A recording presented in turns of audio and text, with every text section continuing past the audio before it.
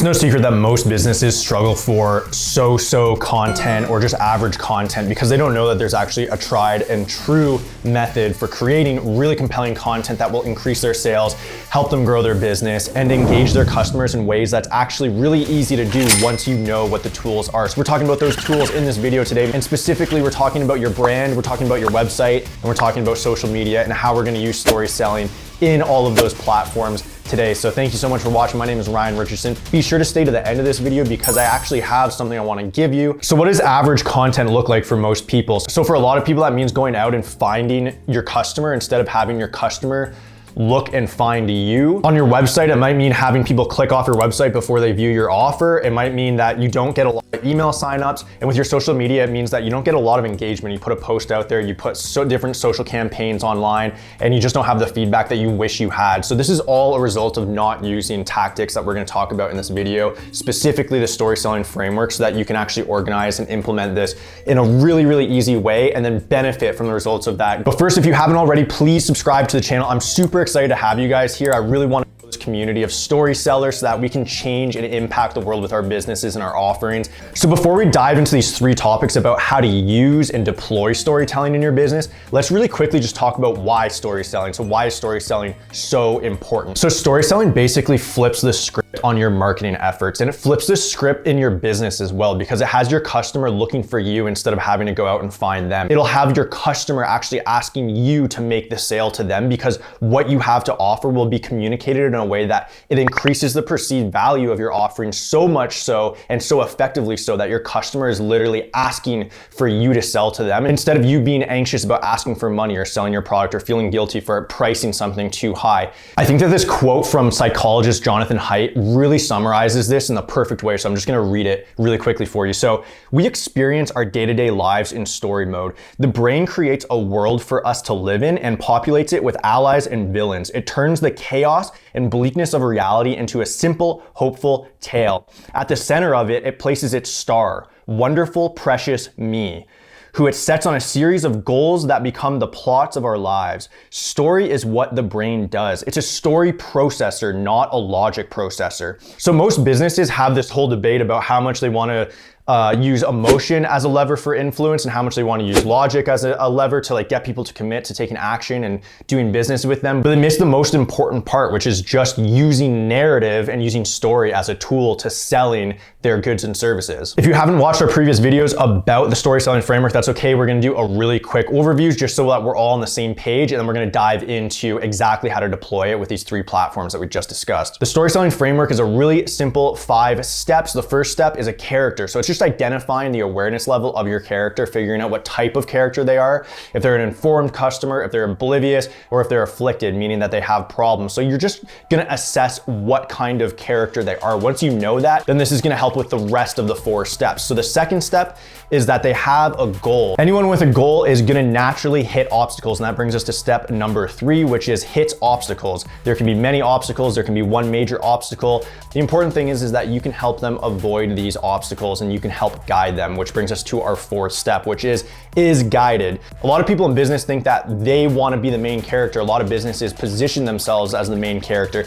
But if you think about Hollywood, you think about your favorite movies, the main character is not actually the strongest, the most confident person. I mean, if you think of Neo in The Matrix, he's not confident until the 3rd installment of the series. So the 5th and final step is towards success. So to get anyone towards success, I just insinuated this in the last step, but you have to call them to action. And all of these steps are going to come through clearly in our brand, on our website, and through our social media posts. We're going to talk about that now, starting with the brand. Okay, so first we have to talk about what a brand is because everyone has a different opinion about what a brand is. I mean, you can do this. Ask 5 or 10 different people in your network what they think a brand is.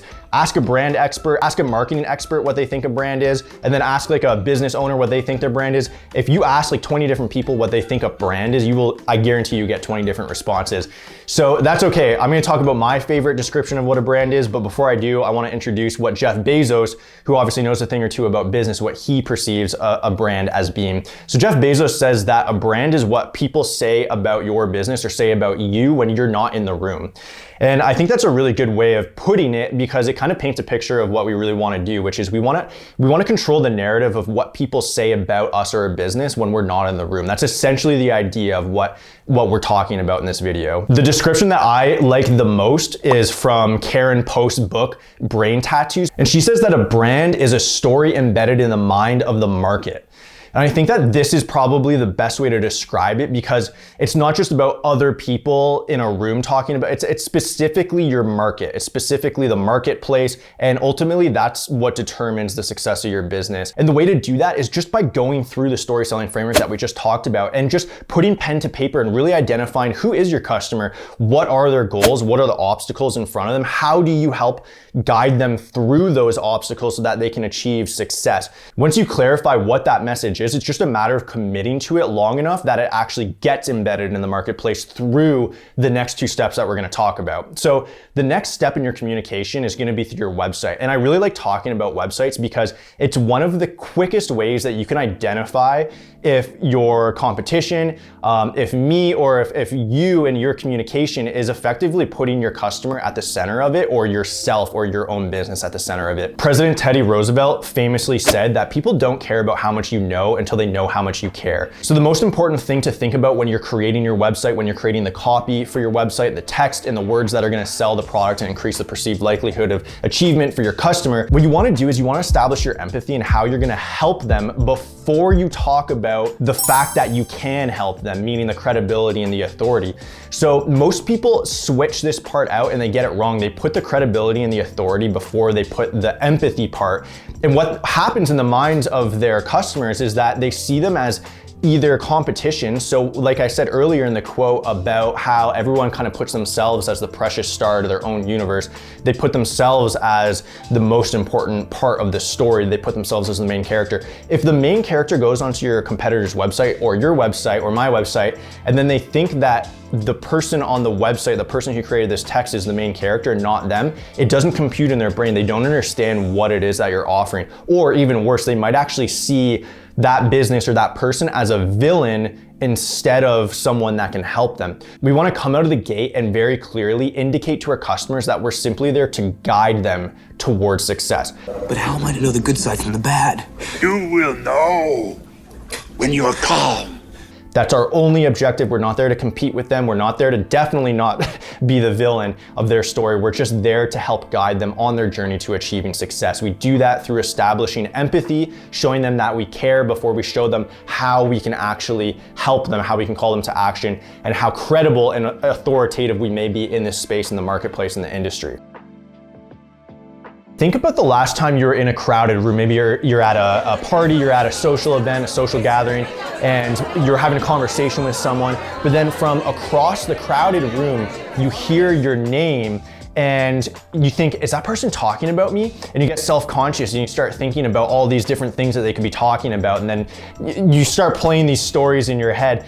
So social media is the exact same thing as being at a social gathering. The human brain is always subconsciously listening for relevance about itself. So if someone says your name from across a crowded room, you're gonna hear it, because as soon as your brain thinks that something relevant is taking place over there and it has to involve you, you're gonna hear that. And this is really important because your customer is scrolling 300 feet a day on their phone. And the best way to get their thumb to stop on your content and not your competitor's content is by talking about them. If you can talk about your customer on social media, I guarantee you that you will find a way to cut through the noise. You don't need any hacks about algorithms. You don't need any kind of crazy tactics. You literally just need to start talking about your customer. They will find a way. Their brain will subconsciously tell them that this is important content for them to stop on and to figure out a little bit more. And you're always gonna be talking about two specific things that pertain to your customer. So in the story selling framework, you have the 5 steps we talked about, and the first one is the character. So this is redundant with social media because you're already talking to that character.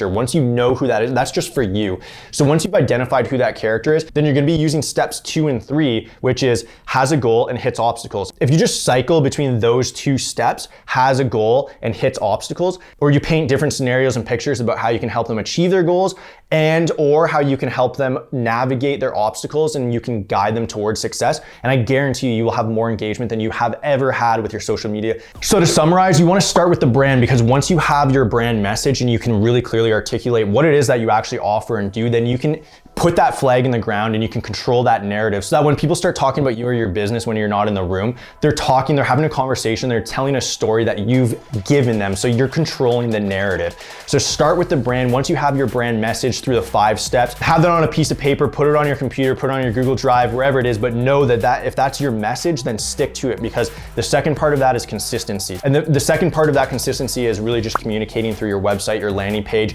and that is kind of your literal flag in the ground. So we talk about having a brand and a flag in the ground. So once you have your landing page figured out and you've worked out the 5 steps for your landing page, your website as well, you really just want to make sure that you focus on the empathy before you establish the credibility. And then lastly, we talked about social media. So social media is just a matter of just cycling through steps 2 and 3 in the framework, which is illustrating exactly what the goals are, which is showing them what life is like when they achieve their goals, and then the obstacles along the way, and then just articulating their obstacles better than they can. So if you can help them understand what they're going through and their obstacles in a way that is so deep and sincere, that they will naturally also position you as the guide. So thank you for staying around to the end of the video. As promised, I do have those free materials for you in the link below in the description.